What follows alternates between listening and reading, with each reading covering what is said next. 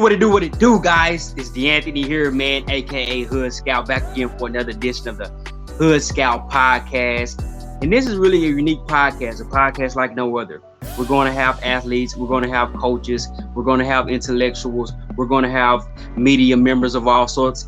And don't forget, guys, to like this podcast, share this podcast, and help grow this podcast. This is not just my podcast. This is also your podcast. And the only reason it's going to grow is because you guys are going to be invested in it, guys. Sit back, get your beverage of choice ready, get your popcorn ready, get your dinner ready, get your steak ready, get your vegan meal ready. Tune in, guys. Hood Scout. Peace. Hey, what it do, guys? Hood Scout back again for another edition of the Hood Scout podcast. Keeping up with this month, which is the end of February, still Black History Month. I talked to a sister from the Low County area, and that's in South Carolina. I don't know if you guys ever heard of the Gullahs, the Gullah Geechee community. But if you didn't, sit back and listen to this one, and you're probably gonna learn something. Some stuff that I didn't even know as it relates to the history of those within this country. So sit back, share this podcast, like this podcast. Let's keep this momentum going. Take care, guys, and God bless. Peace.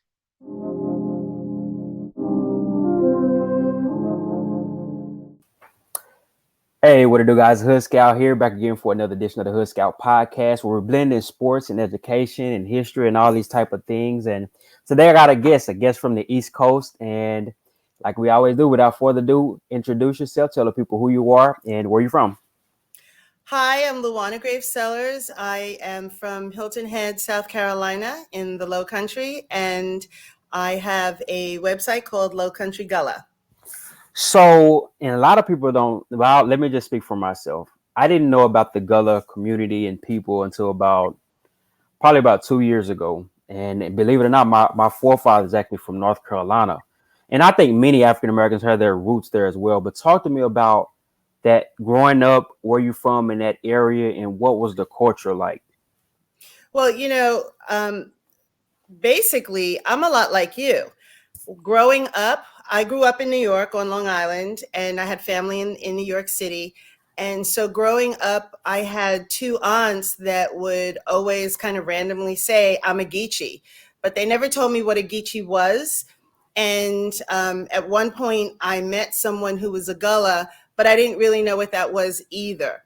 So fast forward to just a few years ago, I have started doing a lot of genealogy research. And it turns out, I moved to Hilton Head, and I always knew that I had family in Ravenel, South Carolina.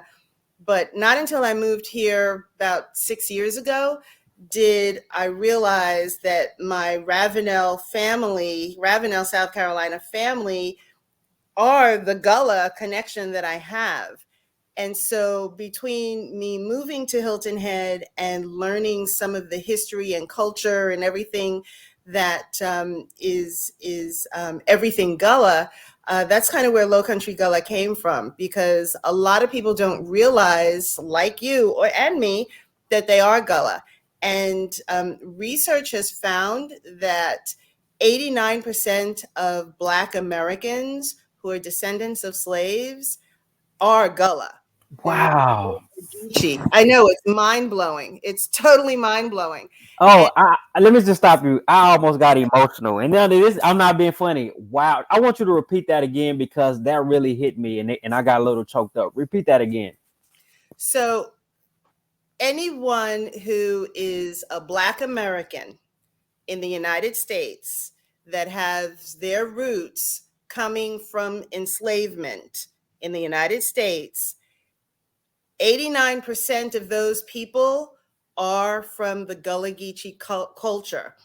And of that, 1% of them can attribute their beginnings in the United States to South Carolina. Wow. So it's mind-blowing. And to be honest, that's what fuels what I do.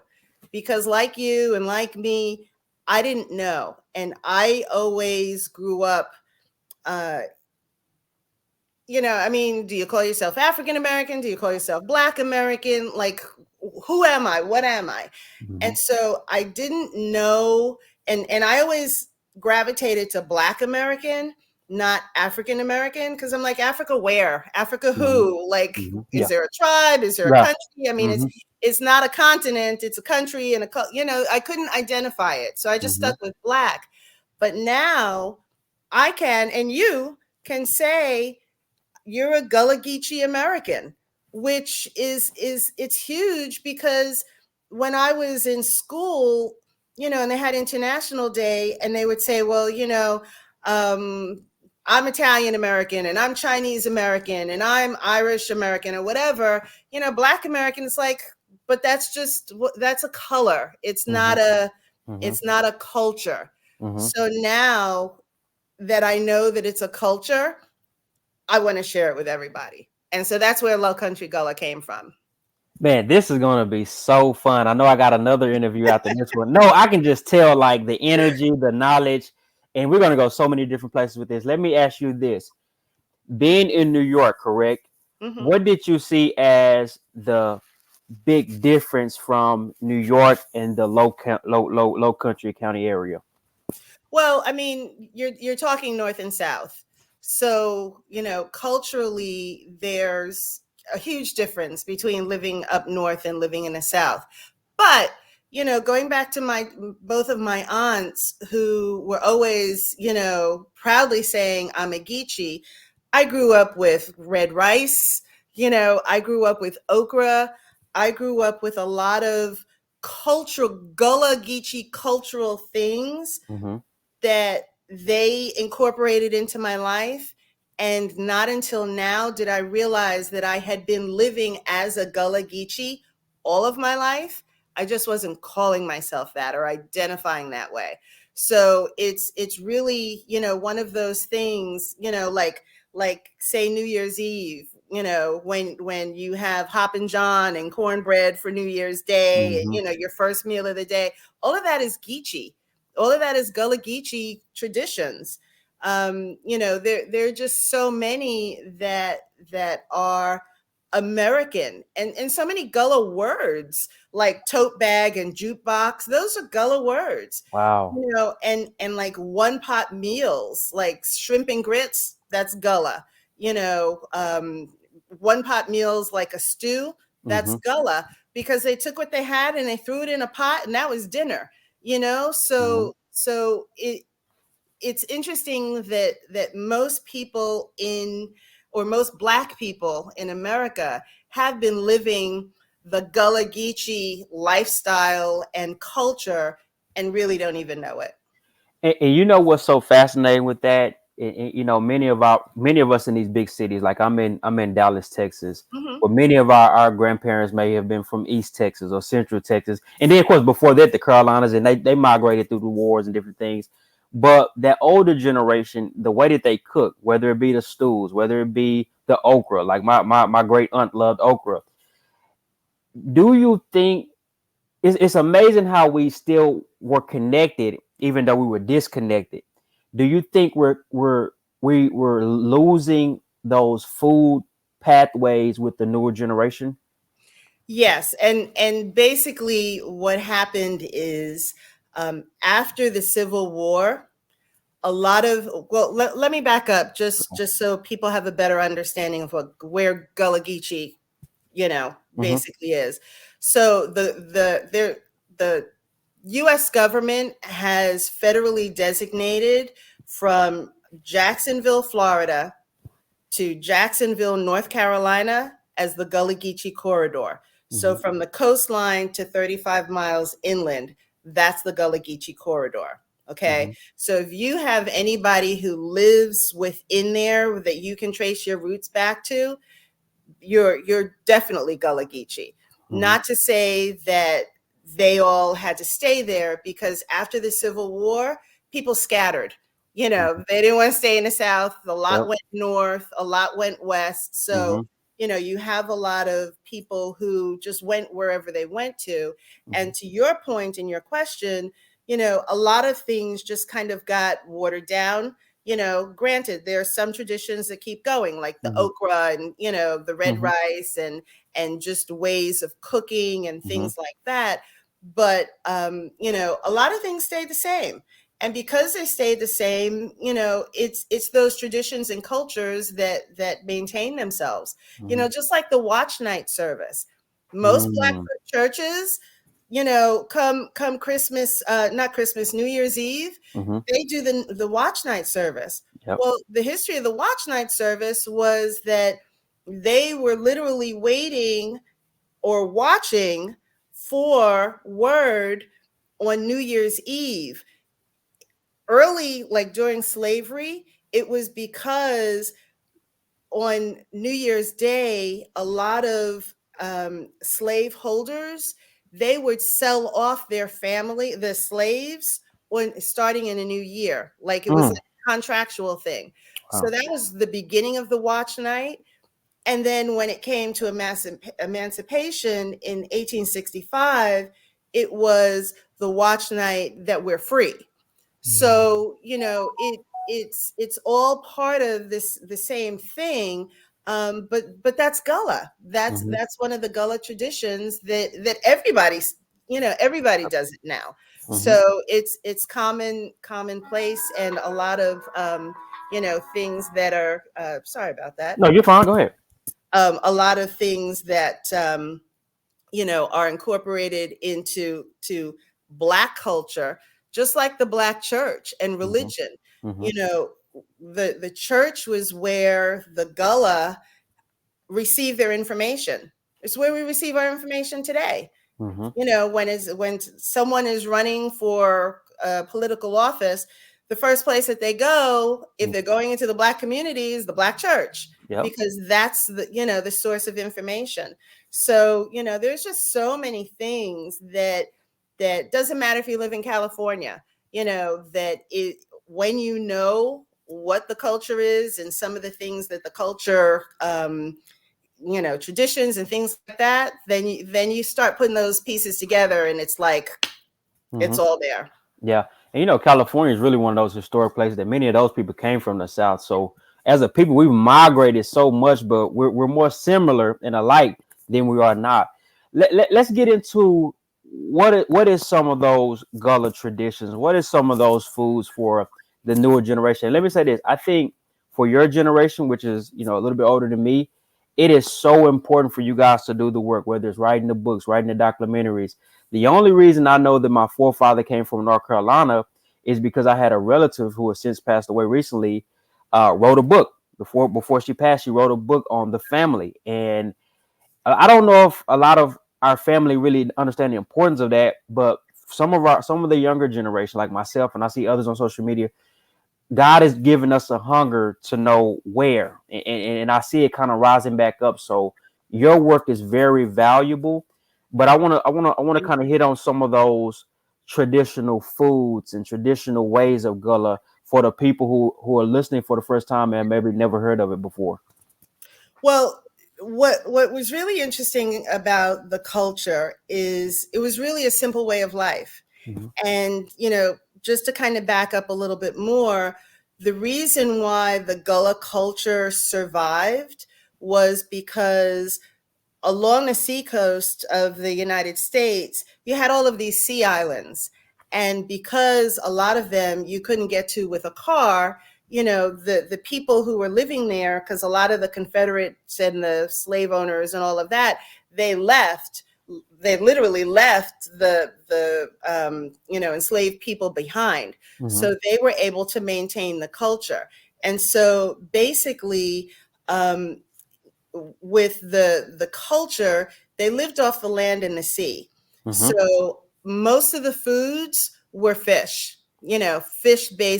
foods. And a lot of vegetables, sweet potatoes, butter beans, things like that. But the biggest one that I'll share with you is rice.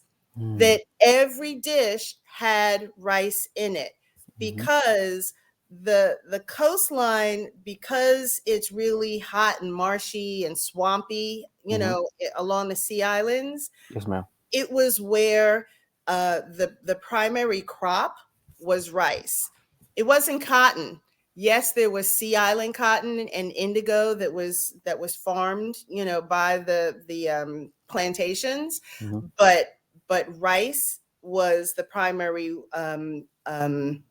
crop, and it Mhm. was the number one crop in the United States at one point. Not cotton, Mhm. it was rice, and it became the number one crop based on the backs of the enslaved people that were stolen from West Africa, because the people who were here in the United States, they had the seed, but they couldn't figure out how to work it.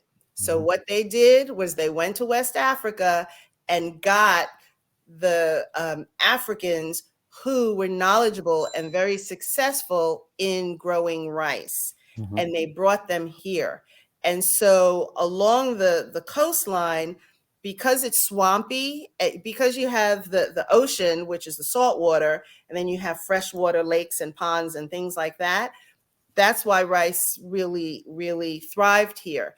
Mhm. And so basically that's why rice was such a staple. And I'll just throw this in, and just so that you know, the waterways, and it's called the water trunk systems, that were created in order to hold back the salt water and let the rice develop in the fresh water, was so incredible in its technology that it is told that the power of them had the strength of the Hoover Dam, Mhm. and the technology of it was equivalent to the Egyptian pyramids. So that's the kind of stuff Yeah. that they, brought to America, and from there the crop just thrived, and made Mhm. a lot of people wealthy. Matter of fact, if you've ever had Carolina rice, Mhm. that was the seedling was called Carolina Gold, and there was one plantation owner. He made so much money, he named it Gold Mhm. after, because it was his gold, so to Yeah. speak. But rice is probably the biggest food that you would be familiar with. Yeah. And it's fascinating when you're talking about whether it's sweet potatoes or candy yams or a lot of these foods we still, even though we lost some of it, we still eat without knowing that history. And it is my belief that if the youth can understand the history, I think that will swell in us a righteous pride that because when you don't know it, you kind of discombobulate a little bit. And I'm gonna tell you a funny thing. I want to take up fishing recently. We're in these cities, man. We're so cityfied where we don't do a lot of those things they did in the quote unquote country. But I told my cousin yesterday of something fascinating. When we was on the fishing alley at Walmart, we would see African American men come in time and time again, and they were so knowledgeable about fishing. Me and my cousin in our 20s, well, we're 30 now, but we were kind of like, hey, what do we do with this? And how do we catch this? Those guys knew this stuff like the back of their head.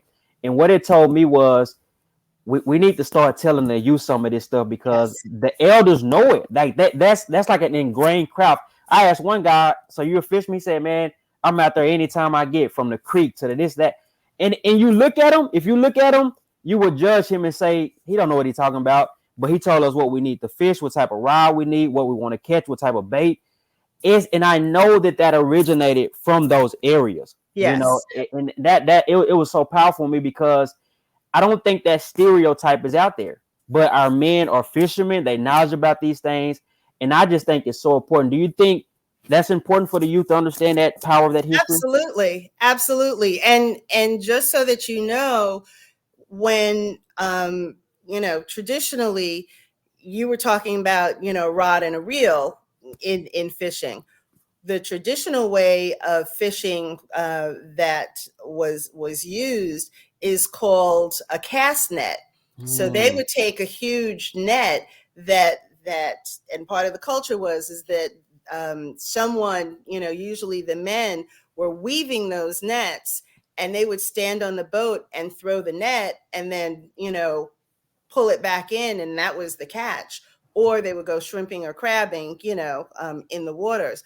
But absolutely, it's important for everybody to be able to not only know about things like that, so that they know what the history and the culture is, and where it all comes from. It's nothing is random.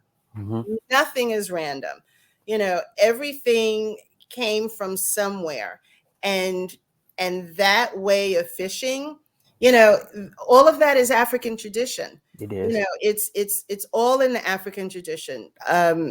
Just it's just a question of where in Africa, Mhm. and of the different countries, there were probably about 7 to 10 on the west coast of Africa. So, the largest amount of people came from Angola, Uh-huh. which some people say is how the word Gullah came about. Mhm. It's like a derivative, and there Mhm. was a Gullah tribe in West Africa as well. So, I mean, that's where it comes from. But it's all connected. It's all connected. It's just a question of how and what, and where. Mhm. So you say you got this thing to really understand about the Gullahs. Did you say about 6 years ago, 7 years ago, or was it Mhm. longer than that? That's Okay. it. That's it. What what was the mindset? What was the spiritual that made you want to do that? And then walk me through that process. Well, you know what? It's really one of those God stories, Mhm. because I didn't plan to do this at all. Okay. Um, I was really looking for something to do. Mhm. My mother had just retired. I had a death in the family, and so I decided to stay with my mother. And so I wasn't planning to move to Hilton Head, none of that. Okay. And so I was looking for something to do while I was here with her. And I just happened to be in the car with her one day, and we were passing a magazine, and a local magazine. And so I said, let's pull in and let's see. I have a sales background, so I'm like, maybe I could sell the magazine, because I've been in advertising for a long time. And so they're like, well, we don't need anybody to sell the magazine, but we could use um, always some freelance writers. Now, mind you, I have a degree in journalism and Black history, but I hated writing Okay. as a child. And, I It- mean, I didn't like the technical aspect of it. So, but I said, you know what are you doing for Black History Month? Mhm. And this was like in November. And they said, well, we haven't even thought about it. I said, let me do it. I'll do it.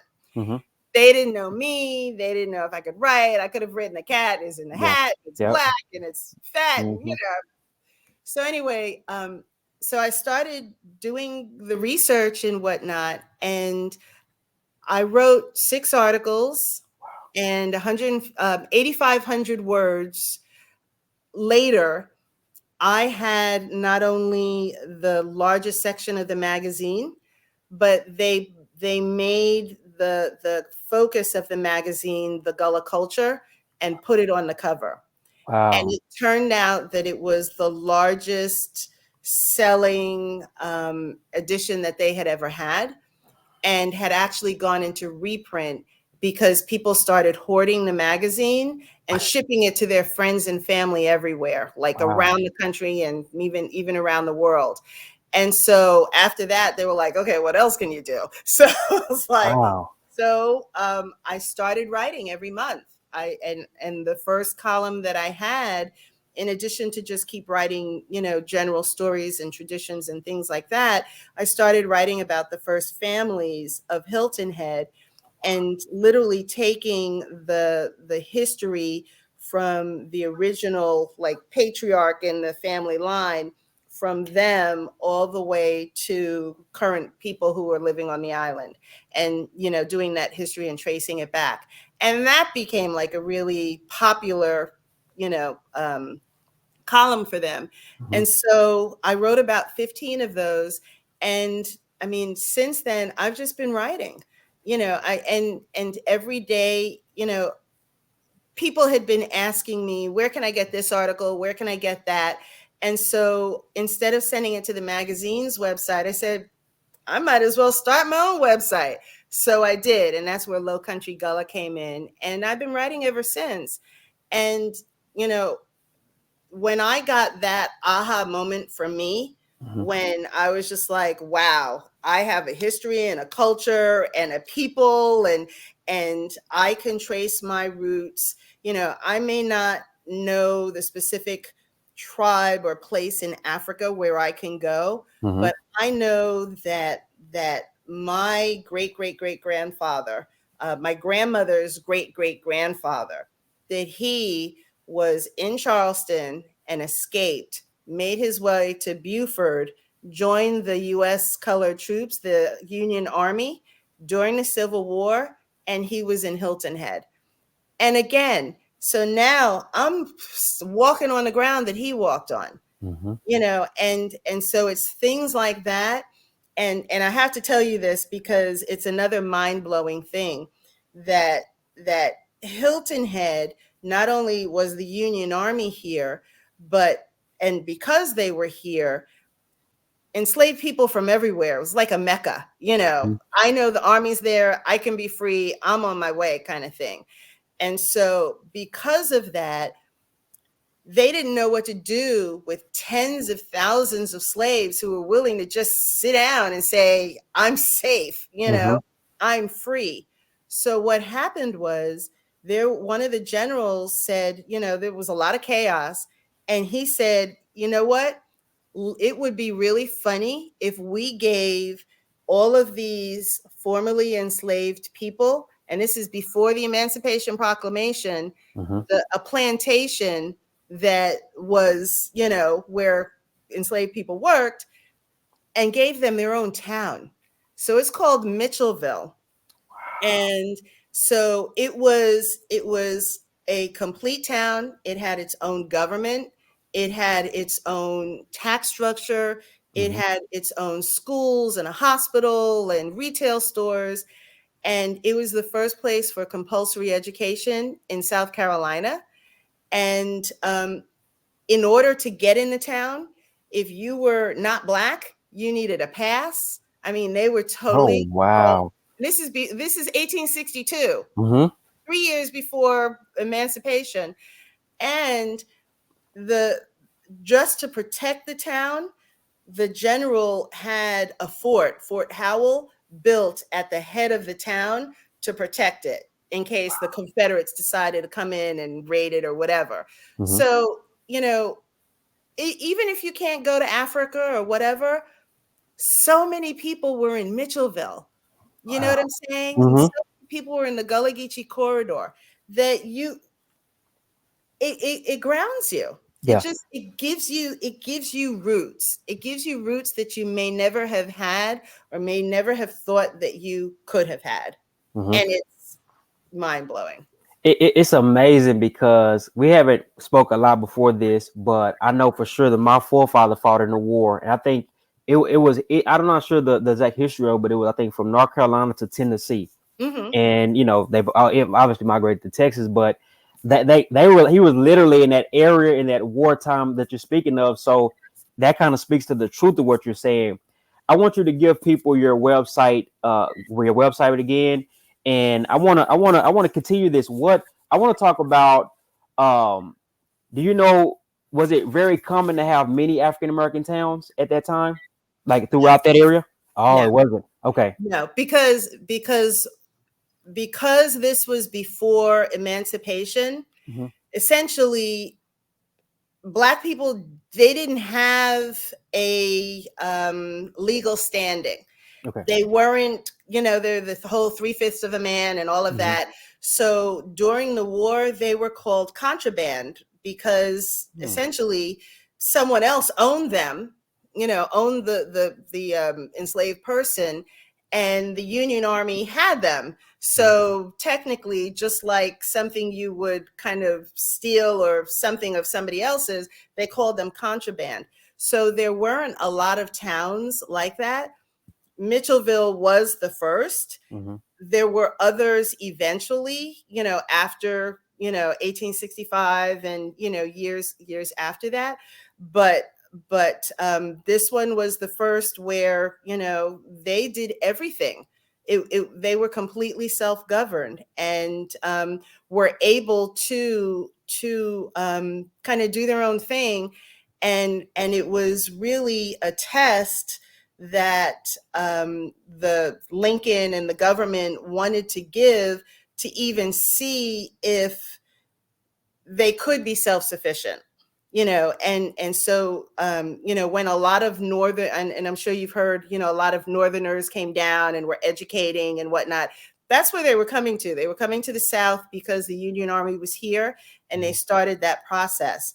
And it's all part of a time called the Port Royal experiment, because the Hilton Head area is called Port Royal, Right. the area. So it's the Port Royal experiment. So there are a lot of things that came out of there that you may have heard of. 40 acres and a mule. Yep. That was a Port Royal experiment. The Wow. Freedmen's Bank, Yeah. Bank Bureau. Yeah, I do. That was a Port Royal experiment. Wow. Mitchellville, all of those kind of things were part of, let's see, if they can do, what they can, and be self-sufficient and take care of themselves, given the opportunity. A lot of it failed. Like the Freedmen's Bureau, that fell apart, years after a lot of Black people lost their money. Yeah. The 40 acres and a mule, they said that there was a point where some people did get 40 acres and the mule was like the leftover Union Army stuff. But when Lincoln was assassinated, they pulled it all back and took the land back. So nobody got their 40 acres and a mule. Yeah. So, but at least during Lincoln, it was an opportunity and a chance for Reconstruction, and that was the whole Reconstruction time, or part of the Reconstruction plan. And if things had continued and were able to finish based on the plan, who knows how Black Americans, would be doing today. Mm-hmm. Based on some of the things that they thought of, but that's a whole nother conversation. Do you think that after they seen that city prosper or do well on their own, that made them afraid of what could be? No, not at the time. The reason why Mitchellville did not survive, and it only lasted for about 5 or 6 years, but the reason why it didn't was because the military was here. And so when the town was established, each family was given land, and they were given the supplies to build a house. And so they could farm, their own crops and whatever, and they could sell whatever talents they had. So if someone was a seamstress, or, fishermen, or growing crops, whatever, they could sell it, but they were selling it to the Union Army. When the war was over, the Union Army left. And so, the prosperity that Mitchellville had essentially left. People stayed on the island, but instead of staying in Mitchellville, they just kind of scattered around the island.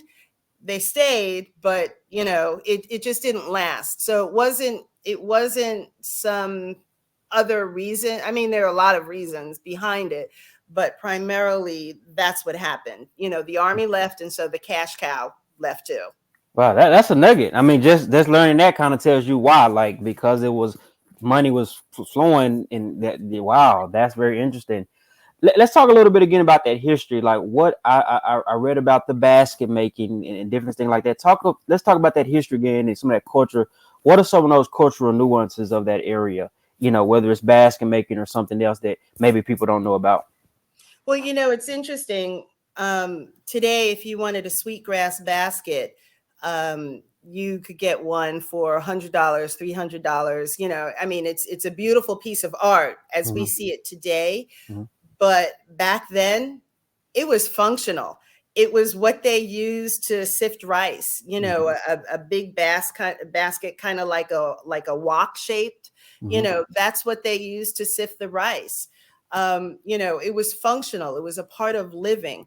And so, talents to be able to make baskets, it's one of those traditions that hasn't been handed down. Just like the net making for the fishermen, it's a real talent. Hmm. When the men would, and let me back up for a second, because the roles were really traditional. The men fished, the women took care of the house, and and the children. Sometimes the women would help, with the crops and things like that, but it was really just cut and dry. The men did their thing, the women did their thing. So, the skills, most net making was done by men, basket weaving was done by men, the quilt making, that was something that was done by the women. Okay. And let me tell you something a little bit about the quilt making. It wasn't, the quilts were not just a blanket to keep you warm. During enslavement, what they did was, those quilts were made from old clothes, ripped clothes or whatever, but they were telling a story. So some of the quilts were either telling or remembering life in Africa Mhm. to treasure it for, future generations, or they were ways of figuring out how to run away. Like, if you're going to the water, like, each block could be woods to the water to the river. I mean, it was coded information.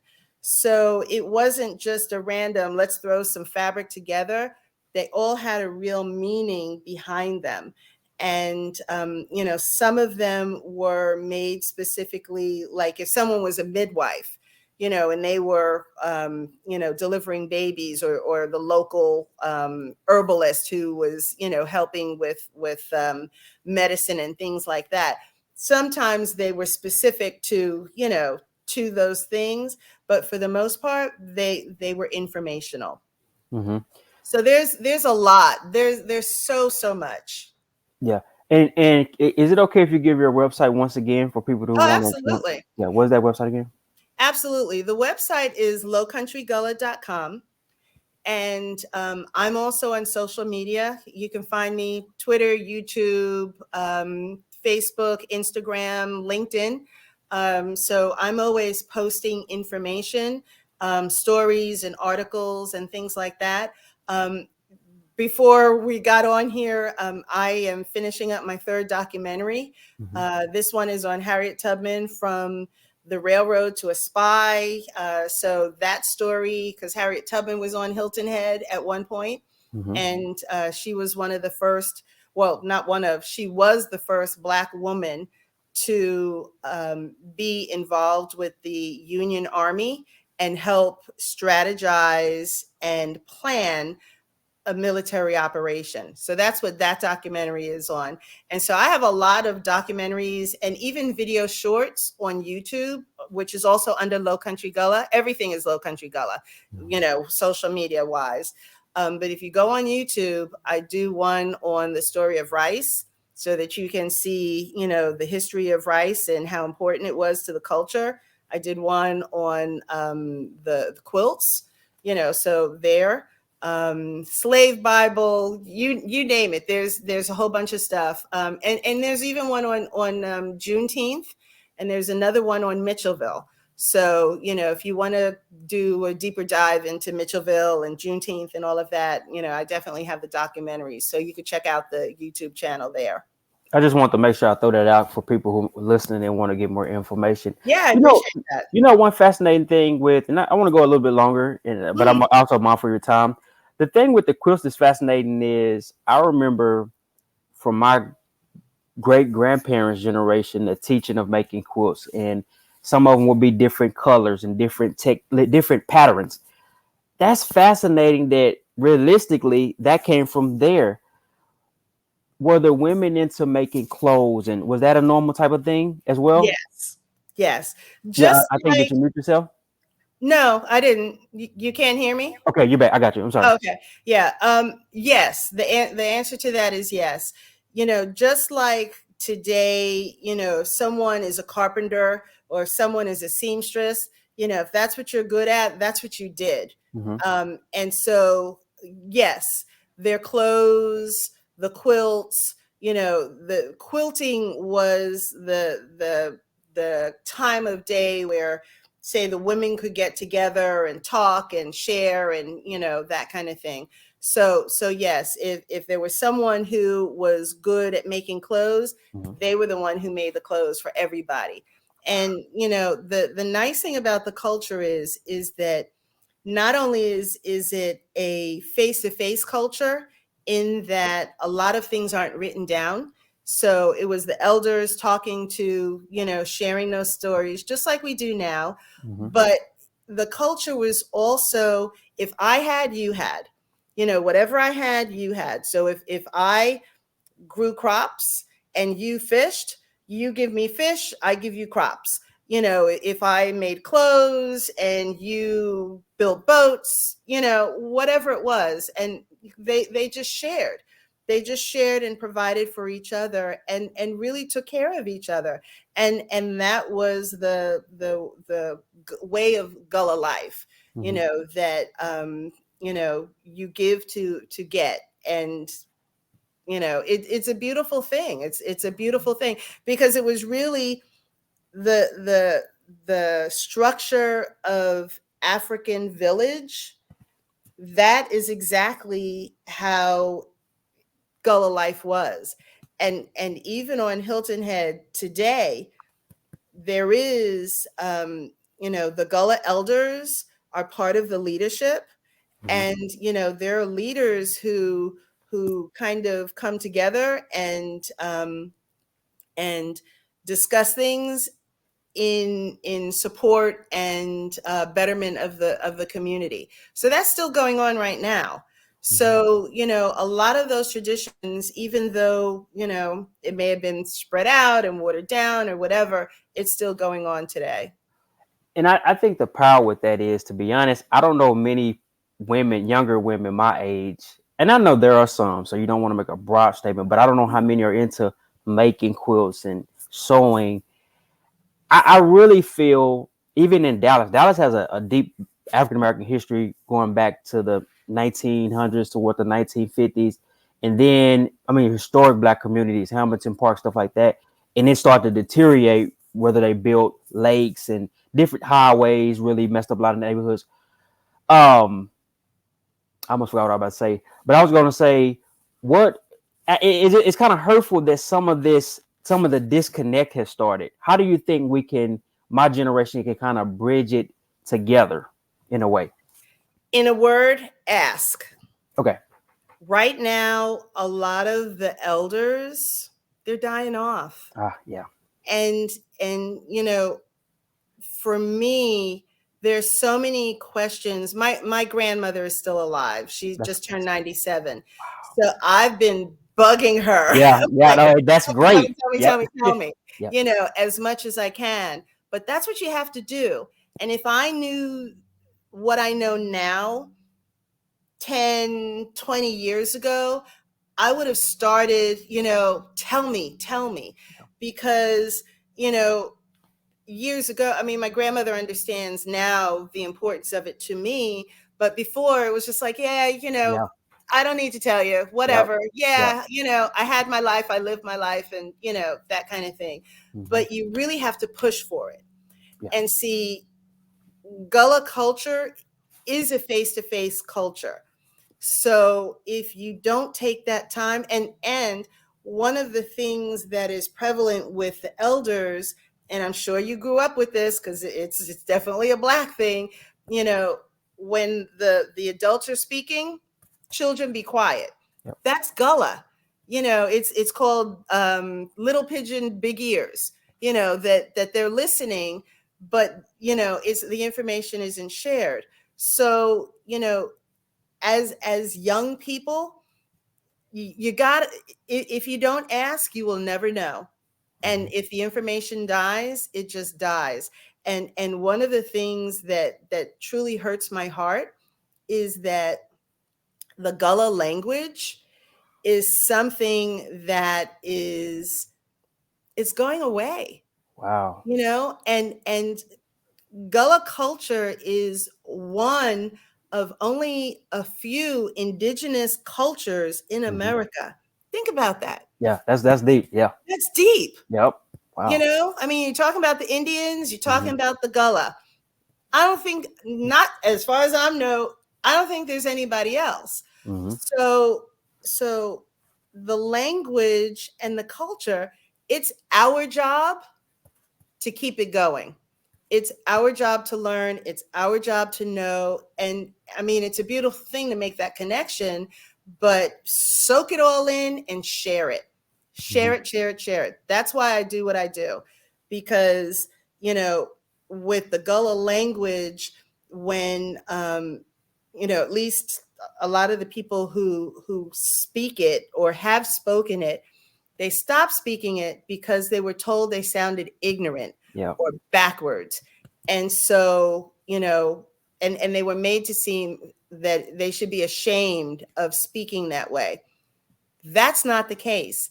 Just like Gullah, if you've ever heard it spoken, sounds just like the Jamaican patois. Yeah. So, they're very similar because they're both Creole based languages. But if no one speaks it, it's gone. And if True. it's gone, then, what do we have? Mhm. What do we have? So it's important. You gotta ask. You gotta ask, you gotta know, and you can't assume. Please don't assume that they're gonna teach it to you in school. Because I have a degree in Black history. I never heard of Mitchellville. For You know, years. Wow. Harriet Tubman and the Combahee River Raid, freeing 750 people. Never heard of it. That's why I'm doing that documentary, because it was stuff that I learned, and I'm like, if most people probably don't. So you have to push yourself and gather up as much as you can, and then share it with somebody. All righty, guys, you're tuning to the Hood Scout podcast. We're 45 minutes in. We're gonna end shortly. I got a few more questions, so I don't want to be long Fire winded, away. but okay. So we're gonna go close, probably close to an hour. That's fine. I want to say this two points, but just I want first. You mentioned school twice. What college did you go to? Southern Illinois University in Carbondale. Okay, great. I want to ask you, what were the careers of the men? Like, what were what were the skills of the men? What were the men known for? We talked about fishing, but was it any other skills that they were primarily known for? Absolutely. Absolutely. I mean, primarily it was fishing and farming. Okay. Those were the two big ones. But you had blacksmiths, you had iron workers, you had bateau makers, and a bateau is the kind of boat that they use to go fishing in. So, you had skilled people or skilled men who were making bateaus. So, whatever the needs were, if it was a wagon wheel or building a house, Mhm. and when just when someone needed, let's say, anything, a boat, a house, or whatever, the community would come together, they'd build a house. If you knew how to put the structure together, and you knew how to build the door, and you knew how to get the windows, that everything was interconnected, so that they were always helping each other do what was necessary. So you name it. And the thing is that the people who were captured in West Africa, they came with skills. They were literally the best of the best. Mm. They were specifically targeted for what they could do. If they could make brick, if they could, do the trunk works for rice, they were very specific. One of the things that is really interesting is that when it came to rice harvesting, that was the women's job. That was primarily left to women, because it's backbreaking work. You have to, I don't know if you've ever seen a rice plant, but it's like long and kind of looks like, if you ever see grass that grows really tall and then it gets the seeds on top, Uh-huh. kind of looks like that, Okay. like the Yep. top of it. So they would have to take something and cut the bottom off, and then, but all of those little seeds that were at the top, they would have to separate it. So they were like, pounding it and sifting it to get the seed out of the hull, that kind of thing. So it all depended on what your skill set was. But again, it was a village. So, whatever, who had what, we all just came together and, did what was necessary.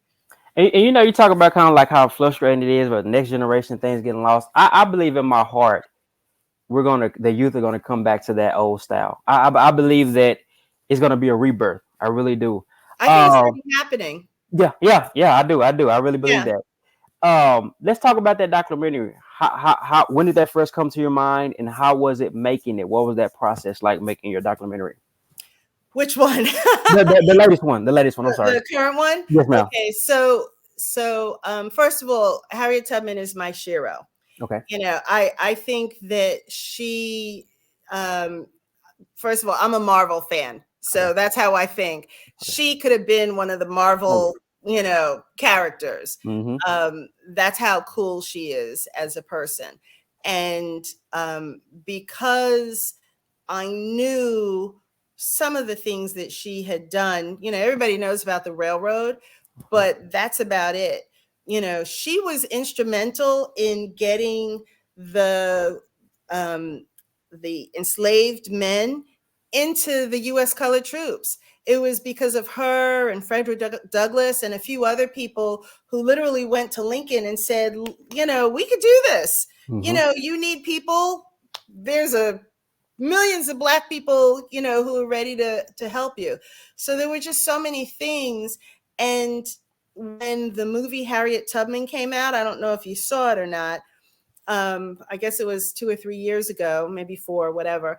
But when it came out, I was really excited about seeing it, because I'm like, finally, someone's doing something big on the screen, and the story is going to be told. And I was so disappointed. Wow. And let me stop you. The reason I didn't see it, because I heard different pushback. I'm sorry. Go ahead. No, you're fine. So when I saw it, it pissed me off so much that I wrote 2 reviews on it. And then I thought about it. And, this is the 3rd documentary. And I said, you know what, if I'm going to tell a story, I need to tell Harriet's story. And so, yes, I talk about, where she was born. Yes, I mentioned the railroad and, some of the things that she did. But I go into the stuff that most people don't know about, and I don't want to spoil it for you. Oh, yeah. Okay. But it's kind of like mind blowing what she did, how she lived, the contributions that she gave to not only the Union Army, but to America. I had to. It was like, I had just had to get it out there. So, to me, it's one of those must do's that it was just in the making. So, you'll have to watch it and let me know what you think after you see it. It is premiering this Friday on the island on Hilton Head, but next week, starting on the 28th, I'm going to upload it to YouTube. So anybody who wants to watch it from next week on, it'll be on the Low Country Gullah YouTube channel. Just just search Harriet Tubman in the channel. I'm gonna be sure to subscribe to your channel. Is there any museums or things within that area that teach about the Gullah history, whether it's in the South Carolina or the Carolina area? Any museums that kind of would help with that? There are several. On Hilton Head, there's a Gullah Museum. In Georgetown, South Carolina, where the rice culture was king, let's call it, there's a Gullah Museum there. There is Mitchellville. Mitchellville is actually a park now, and they have been digging and finding artifacts. So they're still in the process of trying to put everything together. But within the next few years, it's going to be, something huge. And also in Charleston, there's a new museum. It's the uh, International African American Museum. Wow. That's coming this year. And that is in Charleston on the location of Gadsden's Wharf, where the slave ships actually docked. So it's literally on the location where ancestors not only walked, but they were sold. So it's going to be a really powerful, powerful, powerful place to go. So if you're ever in the Charleston area, definitely, those four are definitely places to see. And there's another one in Pinpoint Museum that's just outside of Savannah. And that's, another Gullah museum. Wow, good information. We're going to end on these two questions, I believe. Sure. Is the diet of the Gullah people in that area still traditionally the same, or has it changed a little bit? And if it is the same, what is the diet? I know a lot of food, a lot of seafood, but I want to hit on that one more time about that diet, what they eat, what they ate, and things of that nature. Well, Gullah food is really Southern cooking. Okay. So if you eat Southern food, that's Gullah food. Okay. So, the greens, the lima beans, red rice, white rice, chitlins, pig feet. Oh, pork. I didn't know that. Yes. Wow, I didn't know that. I didn't think they ate a lot. I thought it was a lot of fish and soup and shrimp and things. I didn't know they ate a lot of pig feet and stuff like that as well. There's a lot more seafood because they were on the water. It was easy to get, but that's not all they ate. Okay. So, they ate what they were given. And so it is a combination.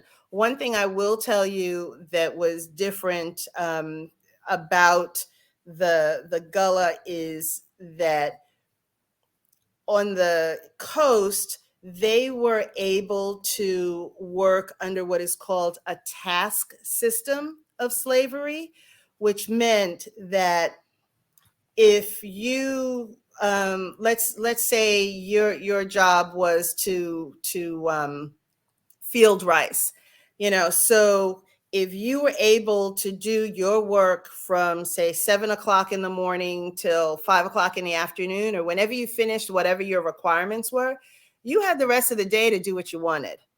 So they were able to fish for themselves. They were able to, do for themselves. That's part of the reason why when the armies left, they were living, they were doing their thing. In other areas like, of the South further west, it was more of a chattel system, which meant sun up, sundown, you're out there in the field picking cotton, I don't care, just keep going until I tell you to stop.